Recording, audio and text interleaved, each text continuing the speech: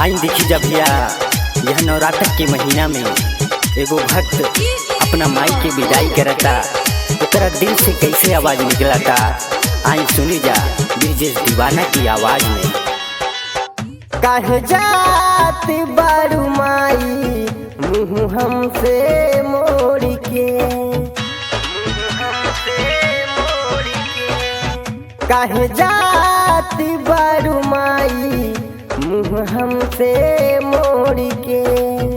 भइल कावन कामी हमसे चल दिहलू तू छोड़ के। काहे जात बारू माई मुँह हमसे मोड़ के, हो काहे जात बारू माई मुँह हमसे मोड़ के।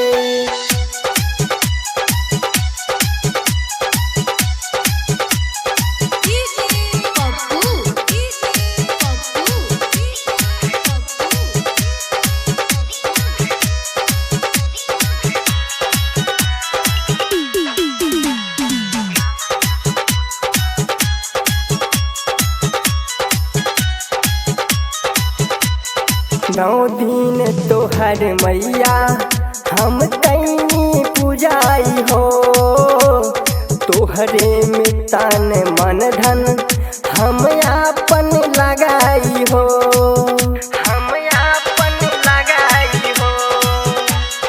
नौ दिन तोहर मैया हम तैनी पूजाई हो, तोहरे में तन मन धन हम आपन लगाई हो।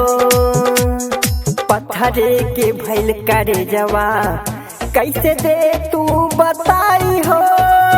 काहे जाती बारू माई मुँह हमसे मोड़ के, काहे जाती बारू माई मुँह हमसे मोड़ के।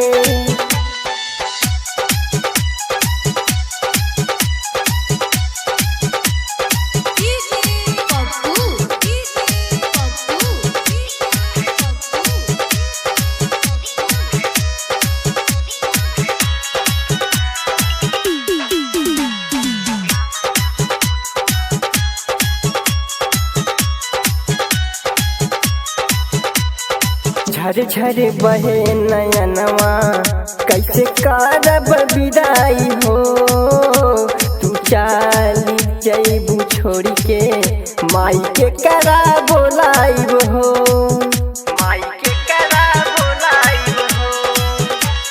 झर झर बहे नयनवा कैसे करब विदाई हो।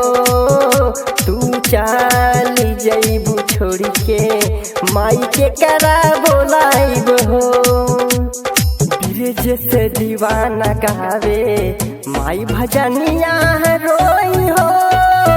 काहे जाती बारू माई मुँह हमसे मोड़ के, काहे जा